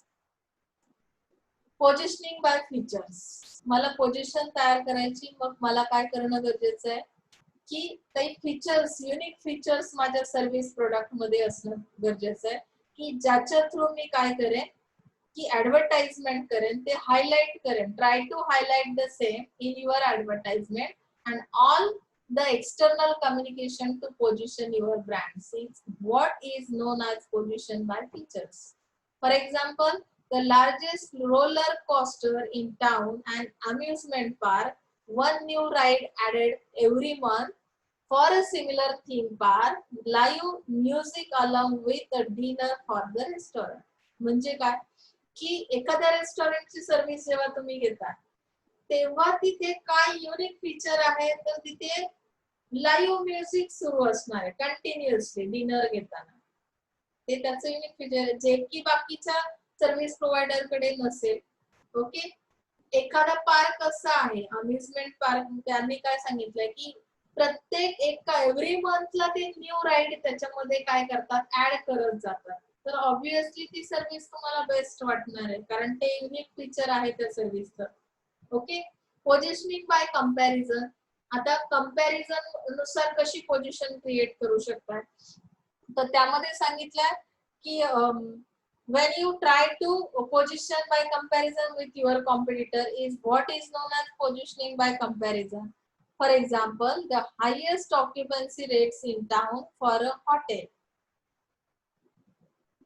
म्हणजे रेट्स नुसार पण कंपॅरिझन करतो आपण, कुठल्या हॉटेलची सर्व्हिस बेस्ट आहे, कम्पेअर केलं जातं. दोन कॉम्पिटिटर्स मध्ये कंपॅरिझन केलं आणि त्यानुसार मी सांगितलं की ह्या हॉटेलची सर्व्हिस कशी आहे, बेस्ट आहे. ती एक पोझिशन मी क्रिएट केली. हायएस्ट रेट आहे तुमचे, खूप जास्त, बरोबर ना, तुमच्या सर्व्हिसचे. One business school, Indian Institute of Planning and Management, even position itself against the IIMS with the line dare to think beyond the IIMS.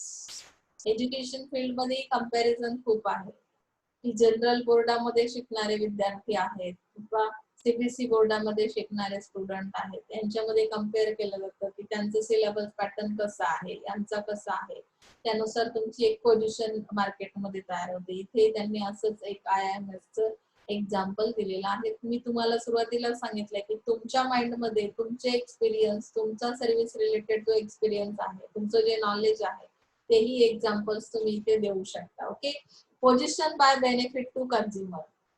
तुम्हाला त्या सर्व्हिस मधून काय बेनिफिट्स मिळतात ते तुम्हाला एक्सप्लेन करता आलं की काय होतं तुमची एक पोझिशन वेगळी क्रिएट होते. त्यानंतर पोझिशन थ्रू गॅरंटीज. पिझ्झा हटचं एक्झाम्पल दिलंय. Pizza Hut promises to reach in 30 minutes or money back also. म्हणजे ते काय गॅरंटी देतात तर तुमची सर्व्हिस किती विदिन किती मिनिटांमध्ये 30 मिनिट्स मध्ये मिळेल. मनी बॅक सुद्धा असेल जर तुम्हाला ती सर्व्हिस आवडली नाही तर.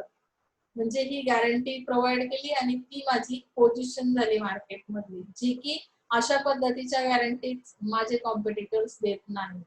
ते एक युनिक फीचर आहे माझं. Positioning as a leader. As a leader कशी पोझिशन बनवायची तर यामध्ये त्यांनी सांगितलं we are leaders in private banking industry by ICICI bank. म्हणजे तुम्ही कुठल्या सेक्टर मध्ये काम करताय कुठल्या सर्व्हिसेस प्रोव्हाइड करताय त्यामध्ये मी नंबर 1 कसा आहे त्याचं ऍडव्हर्टायझिंग करा आणि पोझिशन तुमची ऍज अ लीडर म्हणून तयार होईल कस्टमरच्या माइंड मध्ये. Positioning through smart tag lines जैसे की जिंदगी के साथ भी और जिंदगी के बाद by LIC. Have you met life today by MetLife insurance. Life insurance policy ज्या आहेत त्यांनी अशा टॅग लाईन्सचा वापर केलाय ज्यामुळे काय होतं तुमची एक वेगळी पोझिशन आणि ती कुठली पॉलिसी हे लक्षात ठेवायला इझी होतं. लक्षात आलंय. पोझिशन असेल ना तर ते ती सर्व्हिस नक्की कुठली आहे हे झटकन लक्षात येतं. तसं जनरली खूप साऱ्या सर्व्हिसेस मार्केटमध्ये अवेलेबल आहेत त्यांना लक्षात ठेवणं अवघड आहे. ओके. Position by emotions. आता इमोशन्सचा कसा इम्पॅक्ट होतो when you highlight some care. म्हणजे तुमच्या सर्व्हिसच्या थ्रू तुम्हाला काय करायचंय काही इमोशन्स क्रिएट करायचे म्हणजे जसं केअर रिलेटेड असेल कन्सर्न रिलेटेड असेल लव्ह रिलेटेड असेल अफेक्शन असेल फिअर असेल तर तशी एक पोझिशन क्रिएट करायची तर मला कस्टमर सीबीचा स्टडी करावा लागतो आणि त्या पद्धतीने काय करावं लागतं की एन्व्हायरमेंट क्रिएट पोझिशन क्रिएट करायची. जसं विठ्ठल कामतचे जे सर्व्हिस आहे त्यांनी दिलं इकोटेल म्हणजे काय की एन्व्हायरमेंटला प्रोटेक्शन प्रोव्हाइड करणं आणि प्रिझर्वेशन करणं हे त्यांच्या सर्व्हिसचं काय मेन ऑब्जेक्ट आहे आणि त्यामुळे या इमोशन्सचा फायदा घेऊन त्यांनी त्या पद्धतीची काय केलेली आहे पोझिशन मार्केटमध्ये क्रिएट केली. इथपर्यंत समजतंय का?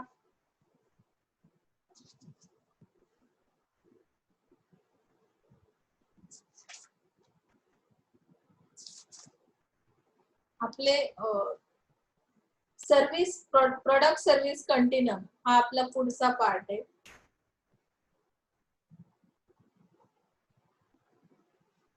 आता कंटिन्यूम मध्ये बघा तुम्हाला लक्षात येईल तुम्ही आता ही डायग्राम केअरफुली बघून घ्यायची. Easy to evaluate hard to evaluate. Cloth jewellery mouse.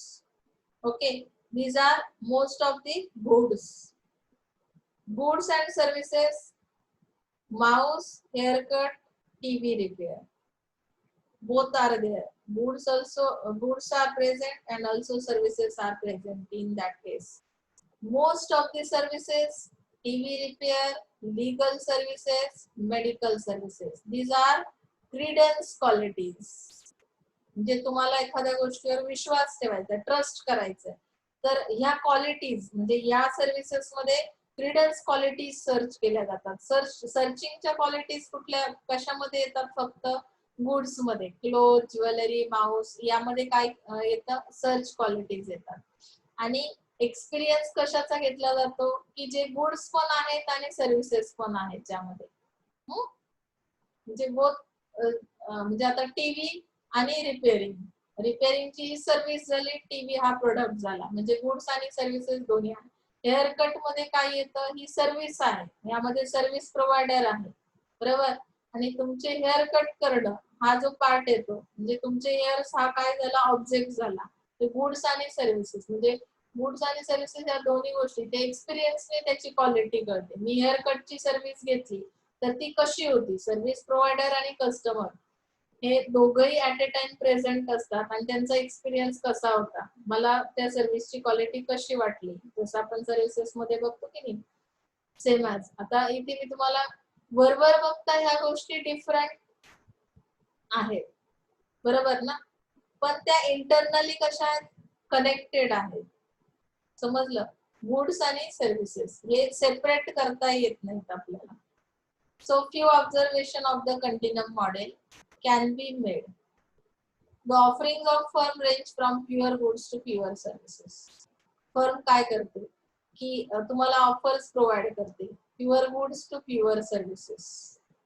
Goods हा पार्ट डिफरंट आहे, सर्व्हिसेस हा पार्ट डिफरंट आहे. दोन्ही गोष्टींसाठी फर्म तुम्हाला ऑफर करेल. Those that are mostly goods are tangible and very easy to evaluate. Evaluation करणं कशामध्ये पॉसिबल आहे, गुड्स मध्ये, कारण ते टँजिबल आहे. Consumer like fabric, jewellery and house. म्हणजे इथे मी इव्हॅल्युएशन करू शकतो. 10 टाईपच्या ज्वेलरीज मी ज्वेलर्स पाहिले, जी ज्वेलरी मला घ्यायची होती, त्यानंतर मी त्यामधून इव्हॅल्युएशन केलं आणि मला जे अपेक्षित होतं, एक्सपेक्टेड होतं, की ते मी परचेसिंग केलं. Okay. Consumer finds it very difficult to evaluate the offers which are mostly services. आता सर्व्हिसेस मध्ये ऑफर्स जरी आल्या तरी सुद्धा चूज करणं, इव्हॅल्युएशन करणं खूप अवघड जातं. त्याचं कारण काय सांगितलंय, दे आर इंटेन्सिबल. कारण की आता जसं त्यांनी सर्व्हिस कुठली सांगितली, मेडिकल सर्व्हिस आहे किंवा काउन्सिलिंग आहे, लिगल ऍडवाइस आहे, तर मोस्ट ऑफ देम मी तुम्हाला मेडिकल सर्व्हिसचं सांगते की मेडिकल सर्व्हिस मध्ये इव्हॅल्युएशन कसं करणार, कारण प्रत्येकाचा एक्सपिरियन्स डिफरंट आहे बरोबर ना. मी मगाशीच तुम्हाला सांगितलं की एकाच डॉक्टरचा 2 पेशंटला येणारा एक्सपिरियन्स हा डिफरंट आहे, त्याच्या बॉडी हेल्थ नुसार किंवा बॉडी स्ट्रक्चर नुसार काय त्याची हेल्थ कशी आहे, त्याचा आजार कुठला आहे, त्यानुसार काय होऊ शकतं, डिफरंट डिफरंट टाईपचे रिझल्ट येऊ शकतात. कारण की ते इंटेन्सिबल आहे, त्याला टच करू शकत नाही, त्याला आपण काही म्हणजे स्मेल करू शकत नाही. त्यामुळे इथे काय की कन्झ्युमरला हे इव्हॅल्युएशन करणं सर्व्हिसचं हार्ड असेल. Mostly goods show search qualities. Goods मध्ये सर्चिंग क्वालिटीज काय आहेत, customer no exactly what they want and look for those features in the offer. आता जरी मार्केटरने तुम्हाला ऑफर दिली प्रोडक्टची, पण तुम्ही त्यामध्ये इव्हॅल्युएशन फास्ट करू शकता. कारण काय की तुमच्या ज्या काही वॉन्ट्स आहेत, तुमच्या ज्या नीड्स आहेत, तुमच्या ज्या डिमांड्स आहेत, तुमचे जे फीचर्स आहेत ते कम्पेअर करून बघितले जातात. जर ते त्या ऑफर मध्ये असतील तर तुम्ही ती ऑफर ऍक्सेप्ट करू शकता. म्हणजे इथे काय की सर्चिंग क्वालिटी आहे गुड्स मध्ये. ओके. Apartment Hunter. आता यामध्ये एक्झाम्पल दिले, apartment Hunter will look for 2 bedroom hall kitchen property in up market in Powai, and thus marketer can put the search quality features on prominent display and make it easier for customer to get details or get access to. आता mix कसं केलंय, product पण आहे आणि service पण आहे. Product कशाचा आहे की एक तुमचा ब्लॉक आहे, ब्लॉक सिस्टीम असेल, त्यामध्ये प्रॉपर्टी आहे, एक 2 बेडरूम असणारी 2 BHK बरोबर. म्हणजे हे काय झालं, तुमचं फीचर झालं सर्च क्वालिटीचं बरोबर. आणि डिस्प्ले केला त्यांनी आणि कस्टमरला ते डिटेल्स प्रोव्हाइड केले. म्हणजे काय केलं की एक्झॅक्टली ही सर्व्हिस घेताना तुम्हाला त्याचे फीचर्सही दाखवले गेले. म्हणजे जसं आपण इथे बघितलं की नाही, इथे गुड्स पण आहे आणि सर्व्हिस पण आहे. अशा वेळेस अशा पद्धतीने तुम्हाला ऑफर केल्या जातात. म्हणजे त्याचे फीचर्स पण एक्सप्लेन केले जातात की जी प्रॉपर्टी तुम्ही घेणार आहात, जी सर्व्हिस तुम्ही घेता, त्यामध्ये प्रॉपर्टी काय आहे आणि एक्झॅक्टली त्याचे फीचर्स काय आहे. There are also so many offers that are a combination of goods and services. Taking a vacation is a good example. It is tangible and there are tangible components like hotel rooms. म्हणजे आता जसं तुम्ही travelling vacation साठी गेलात आणि तुम्ही काय केलं की हॉटेल रूम्स किंवा क्युझिन सोवेनियर, म्हणजे त्या हॉटेलमध्ये असणारं जे काही इन्फ्रा आहे, तिथे असणारं जे एन्व्हायरमेंट आहे ते तुम्ही प्रोव्हाइड केलं. That are tangible components. These offers reveals a very different aspect the quality of the experience. पण त्या मी जसं मगाशी तुम्हाला सांगितलं की प्रत्येक कस्टमरला येणारा त्या हॉटेलचा एक्सपिरियन्स डिफरंट आहे. कारण कोणाला एसी सूट करेल, कोणाला एसी सूट करणार नाही. काही लोकांना म्युझिक, ओल्ड म्युझिक असेल तर ते आवडत असेल, काहींना नसेल आवडत, काहींना डीजे आवडतो, काहींना नाही आवडत. म्हणजे काय की त्या हॉटेलने जी काही सर्व्हिस दिली, टँजिबल कंपोनंट्स जे काही दिले, तर त्यामध्ये त्या कस्टमरचा एक्सपिरियन्स कसा असेल, डिफरंट असेल. Those offers that are mostly services, events, credence qualities. आता there are no tangible. आता credence qualities मध्ये काय तर legal आणि medical service येतात. मग आता those offers that are mostly services, events, credence qualities, there are no tangible features for the customers to search for. म्हणजे आता मला मेडिकल सर्व्हिस घ्यायची असेल किंवा कोण लॉयर असेल त्याची सर्व्हिस घ्यायची असेल, तर मला इथे कुठलेही क्रेडन्स क्वालिटीज मध्ये काय असणार नाही, फीचर्स असणार नाही. की जसं मला इथे सांगितलं की एखादा प्रॉपर्टी घेताय तर त्यामध्ये 2 बेडरूम आहे, किचन आहे, हे सगळं काय झालं की त्यामध्ये दिलेले फीचर्स झाले. तसं मेडिकल सर्व्हिस घेताना कुठलेही फीचर्स असणार नाही. He then looks for credence qualities in the offer. Credence qualities मध्ये काय पाहिलं जाईल? मग मला मेडिकल सर्व्हिस घ्यायची तर मी रेप्युटेशन पाहिजे मार्केटमध्ये त्या सर्व्हिसचं कसं आहे. जसं डॉक्टरचं रेप्युटेशन पाहिलं जातं की किती सक्सेसफुल डॉक्टर आहेत आणि त्यानंतर ती सर्व्हिस घेतली जाते.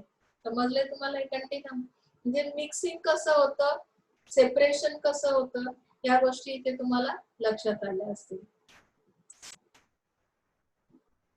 नेक्स्ट तुमचा पार्ट आहे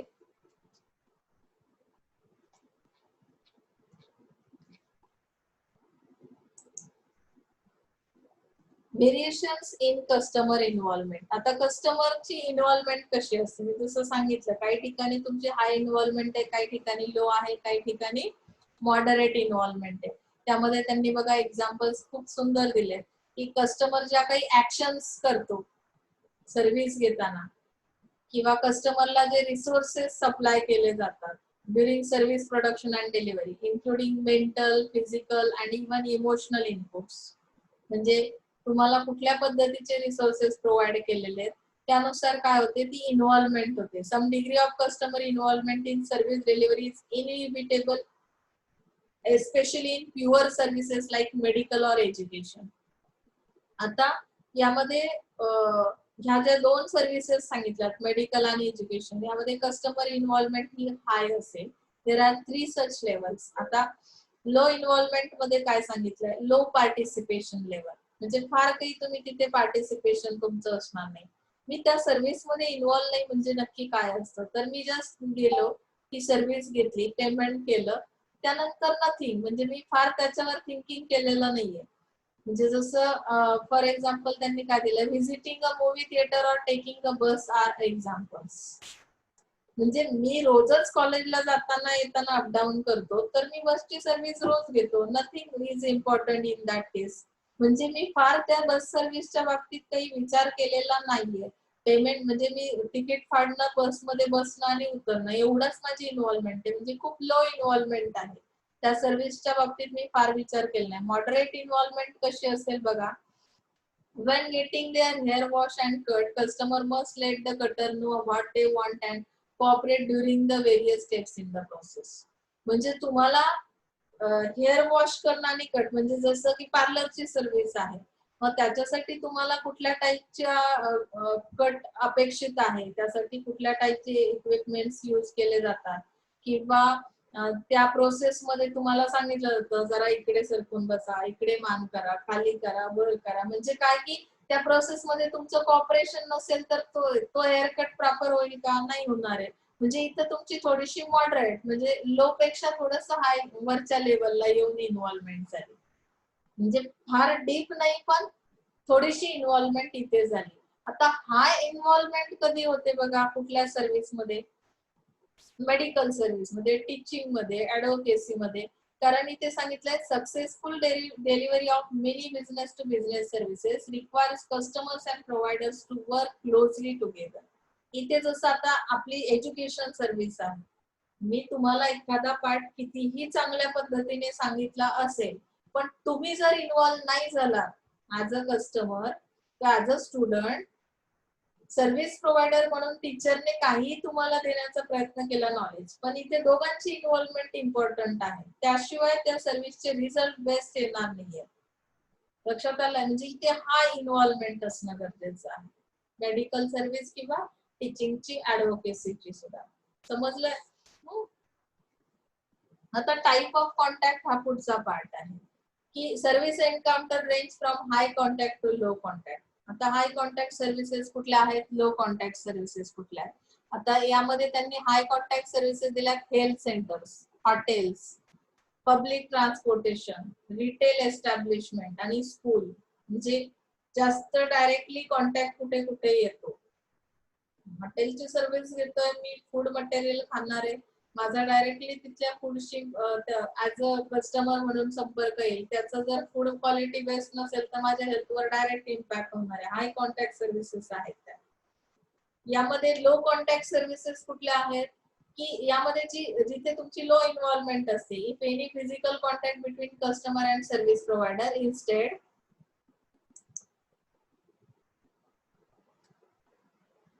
contact takes place at arms length. म्हणजे काय की बघा तुम्हाला इथे डायग्राम दिली लो इन्व्हॉल्वमेंट.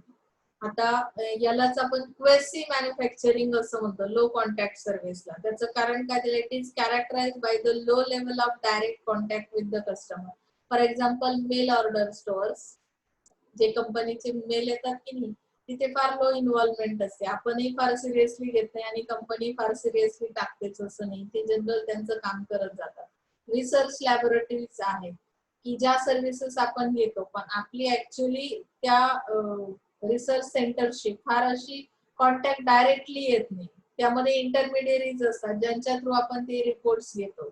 लक्षात आलंय ना? म्हणजे इथे डायरेक्ट कम्युनिकेशन असणार नाही. Home office of banks, real estate firms. In this situation, work is more standardized with less customization of the workflow. म्हणजे कस्टमरशी डायरेक्ट कॉन्टॅक्ट न करताही त्याचं स्टँडर्ड कसं असतं मेंटेन केलेलं असतं. मोर स्टँडर्डाइज सर्व्हिसेस त्या असतात. म्हणजे जसं इथे त्यांनी सांगितले बघा, तुम्ही डायग्राम बघू शकता. हाय इन्व्हॉल्वमेंट, लो इन्व्हॉल्वमेंट. तर हाय इन्व्हॉल्वमेंट मध्ये काय दिलंय, मोर अटेन्शन. जिथे डायरेक्ट कॉन्टॅक्ट येतो तिथे अटेन्शन जास्त करावं लागतं. माझ्या समोर तुम्ही आहात असं मी आता तरी इमॅजिन केलंय आणि तुम्ही तो लेक्चर ऐकताय, तर मला इथे अटेन्शन देणं खूप गरजेचं आहे त्या प्रोसेसमध्ये. मी मध्येच ब्रेक घेऊन दुसरं काम करत बसले किंवा तुम्ही ब्रेक घेतलात तर तुम्हालाही तो लेक्चर समजणार नाही. हा इन्व्हॉल्वमेंट मध्ये दोन्ही पर्सनला, दोन्ही पार्टीजला कम्युनिकेशन त्यांच्यामध्ये असणं गरजेचं आहे. Advance understanding of needs. म्हणजे तुम्हाला इथे अगोदरच त्या नीड्स माहिती असणं गरजेचं आहे कस्टमरच्या की त्याचे एक्सपेक्टेशन्स काय आहेत या सर्व्हिस कडून. Higher post consumption evaluation. म्हणजे एकदा तुम्ही ती सर्व्हिस घेतल्यानंतर कन्झम्पशन केल्यानंतर त्याचं इव्हॅल्युएशन म्हणजे पोस्ट कन्झम्पशन इव्हॅल्युएशन करणं इथे गरजेचं आहे.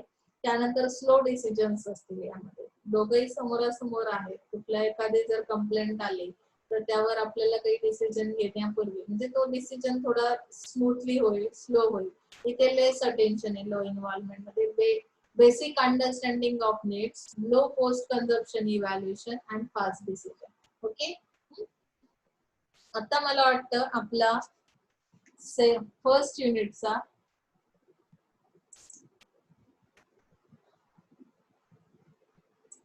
शेवटचा पार्ट आहे आपला sensitivity and managing customer reluctance to change.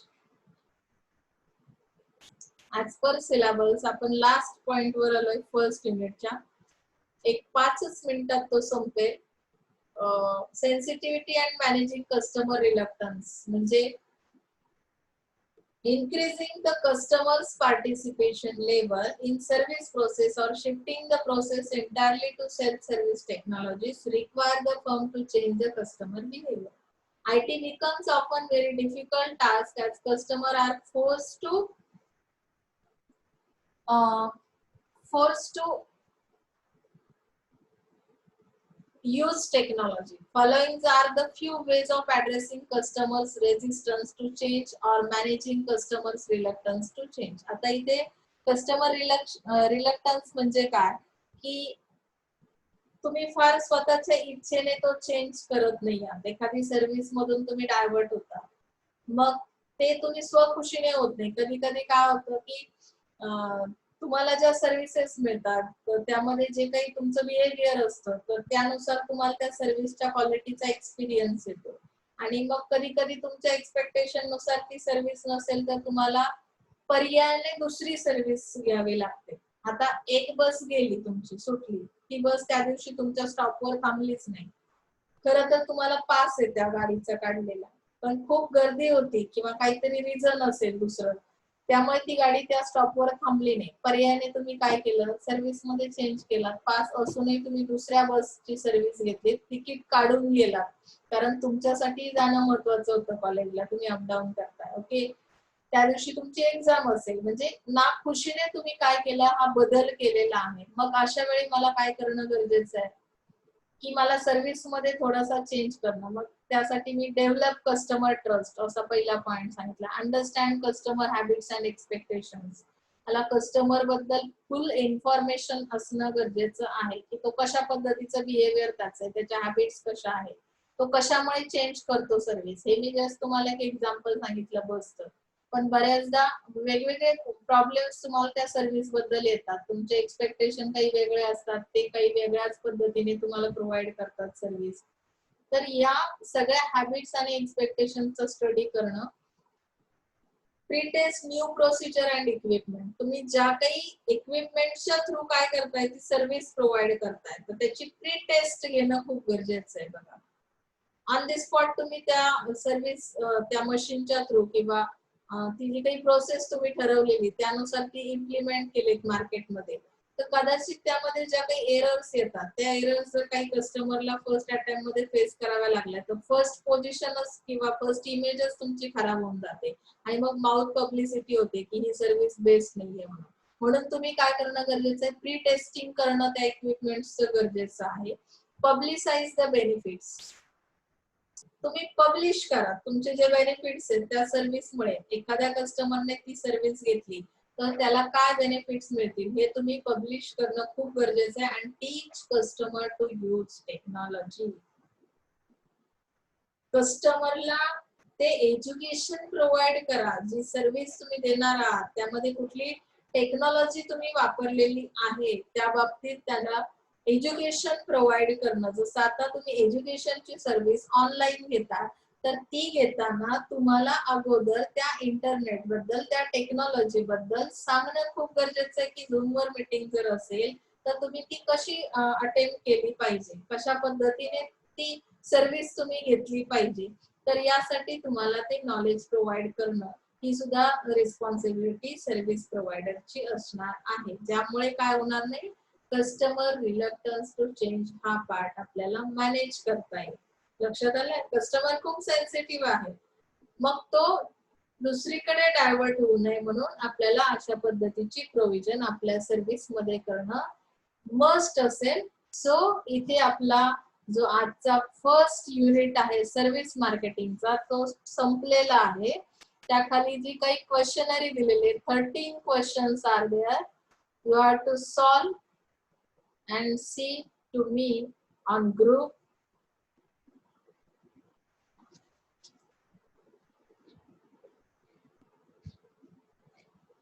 इथे आज आपण थांबतोय. Thank you so much.